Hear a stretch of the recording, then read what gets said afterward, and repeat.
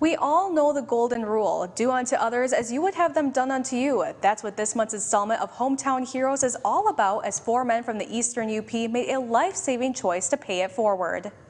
For these 4 carpenters from Newberry, what started out as an average day in November to a job site along H40, the Hiawatha Trail in Engadine, turned into anything but ordinary.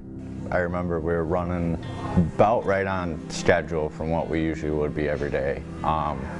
It snowed and froze the night before pretty good. The roads were pretty slickery, so it was about 45 miles an hour the whole way there. We were coming down the road, we seen that there was a truck in the ditch. We didn't know who was in it, what happened. There was one guy on the side of the road. We stopped and we tried to get his attention and he acted like he didn't need help. And I looked at Mike and I was like, you can't see the windows in that truck. There's no way that guy was in that truck when it rolled. I was like, we gotta turn around and help. It was a woman trapped in a flipped truck in a swampy area. Thought like, man, if someone's in there, we couldn't tell if they got out or not because there's no tracks or nothing. So we stopped and we're like, man. So we got out and that's when our buddy Tom ran over there and started asking the woman questions and heard the screaming, and we were just kind of like panicked. But adrenaline kicked in to get this woman out safely. That's when we started tearing apart the truck, trying to find some kind of tool, and then we got a hammer.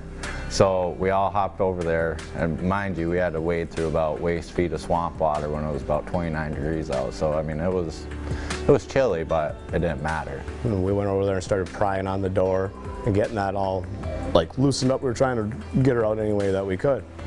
Well, that wasn't working too well, and everybody else was telling us to stop. But we did get the door pried open like this much and bent. We couldn't see into the vehicle, but we could hear a little bit better.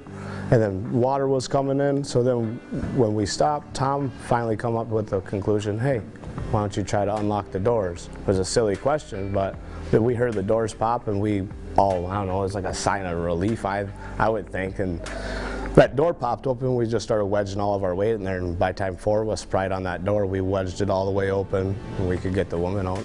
Once they knew she was okay, the men went on their way to work. But if they had not stopped, they don't know how long it would have been before she got the help she needed. When we got there, Tom checked the vehicle and was touching it, and like the tailpipe and everything was extremely cold, so she had been there for a little while. We were definitely happy that we were able to help, especially after seeing so many cars pass by even while we were there. I mean, there was at least 20 cars that went by while we were just all standing there. Felt like you did something good. I mean, I would want someone to do that for me too. And then hearing the woman scream, it kind of made me think like of my wife I have at home, like that was her, I would want someone to help her out too. And we can do more to help out with each other around here. And if we see someone in the ditch like that, like, and we're just going 5 more miles down the road, 20 minutes out of our day or 30 minutes out of our day to make sure a life's okay isn't, you know, that's worth my time.